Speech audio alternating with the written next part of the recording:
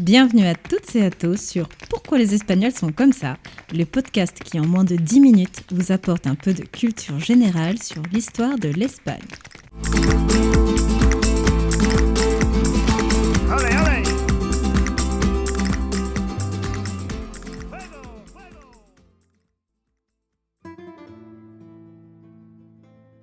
Dans le précédent podcast, je vous avais présenté la troisième partie de l'invasion musulmane. Et je m'étais arrêtée au moment où Abderrahmane se proclame premier émir indépendant du califat de Bagdad, faisant en sorte qu'Al-Andalus soit indépendante d'un point de vue politique, mais soumise à l'autorité religieuse.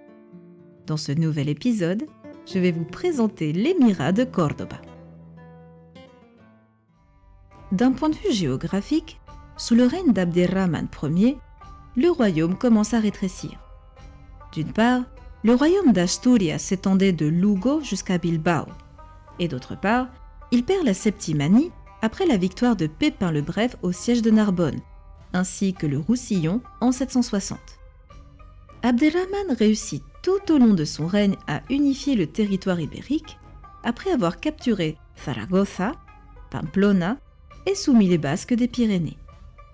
Malgré la proclamation de l'émirat, les disputes entre Arabes et Berbères n'ont pas cessé pour autant, et l'organisation des royaumes chrétiens d'Asturias et de Pamplona a provoqué plusieurs soulèvements qui ont mis en danger l'émirat. Cet état d'Al-Andalus était dirigé par des vizirs et protégé par une armée composée de mercenaires. Ainsi, tout au long de son règne, Abderrahmane va soumettre les gouverneurs locaux et lutter contre les royaumes chrétiens d'Asturias. Lorsqu'il meurt, c'est son fils Hicham Ier qui lui succède. Cela va soulever des tensions avec son frère et provoquer un soulèvement qu'il finira tout de même par maîtriser. Son règne fut assez stable, et grâce à cette paix interne dans la péninsule, il décide d'entreprendre une guerre sainte contre les royaumes chrétiens environnants, mais sera vaincu à Lutos en 794 par les Asturianos. 2 ans plus tard, son fils Alainken Ier est désigné pour prendre le pouvoir. Mais contrairement à son père, son règne sera très agité.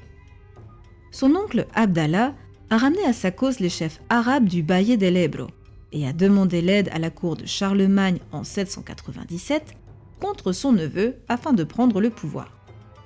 La situation familiale s'apaise lorsqu'il réussit à négocier avec son oncle une pension annuelle et le laisse s'établir à Valencia.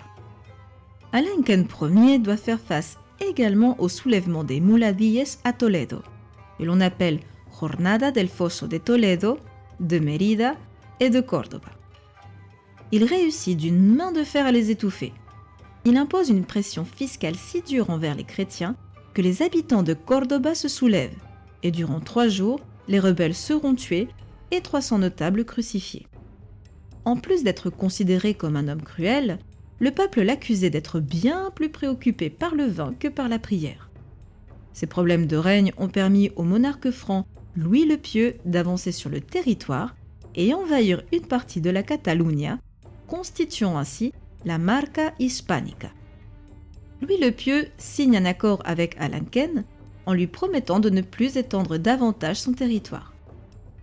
De l'autre côté, au nord, les Asturianos finissent par occuper Lisbonne sous le commandement de leur roi Alfonso II. Ainsi, le territoire d'Al-Andalus subit une réduction drastique du territoire. Lorsqu'Alainken Ier décède, son fils Abderrahmane II fait face tout comme son père aux prétentions au trône de son oncle Abdallah. Il réorganise l'administration d'Al-Andalus et fait même crucifier le responsable de la politique fiscale de son père. Une guerre éclate au sud-est de la péninsule entre les clans yéménites et Muladíes dès le début de son règne. Il y eut également plusieurs razzias contre les chrétiens du royaume d'Asturias, en grande partie dans les régions les plus vulnérables qui sont Álava et Galicia. Abderrahmane II réussit à rapidement islamiser la péninsule et réduire le nombre de chrétiens sur le territoire musulman. Cette islamisation provoquera la révolte de Toledo en 828, ainsi qu'un mouvement appelé Los Mártires de Córdoba. 48 chrétiens ne supportant plus ces conversions à l'islam rapide, ajoutées à la pression économique, décident de devenir martyrs et de ne plus suivre la loi islamique. Hormis ces agitations, il faut souligner qu'Abderrahmane II était un mécène et protecteur des arts et des lettres. Il est considéré comme l'un des chefs musulmans les plus cultivés qui a fait en sorte qu'Al-Andalus soit une civilisation extrêmement développée. Il invite le poète Ziryab, qui va initier la musique arabo-andalouse, introduire les règles de la table, les soins du corps, les échecs et le jeu du polo. Abderrahmane II va contribuer à la richesse de Cordoba et participer au développement des sciences et des nouveaux systèmes agricoles mis en place. Entre autres, il va financer le développement de techniques de traitement des eaux pour l'irrigation des cultures et l'approvisionnement des villes. Il fera même fortifier toute la côte méditerranéenne en cas d'invasion. Et ce projet est tombé à pic puisque les Vikings réalisent un raid à Sevilla en 844 et seront finalement maîtrisés. Son successeur, Mohamed Ier, a été soumis à de constantes rébellions et de mouvements séparatistes des Muladies et des Mozárabes. On le voit notamment lors du soulèvement de Zaragoza et de Toledo à 2 reprises, une en 852 et l'autre en 871.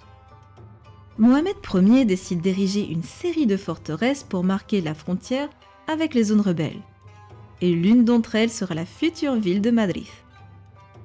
Al-Andalus connaît de nouveau une réduction de son territoire, car d'une part le royaume d'Asturias continue son avancée jusqu'à Porto, et d'autre part les territoires de Zaragoza, Toledo et Badajoz deviennent indépendants de l'autorité de l'émir de Cordoba.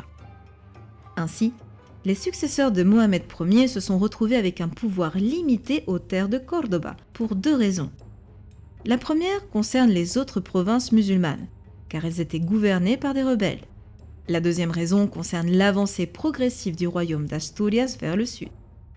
Abderrahmane III a régné pendant près de 50 ans, et son règne est assimilé à la décadence politique de l'émirat.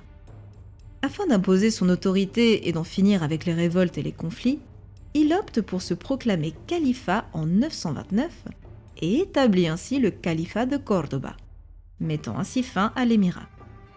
Du côté du royaume d'Asturias, celui-ci se divise en 4 royaumes, le royaume de Galicia, de Léon, Asturias et Pamplona.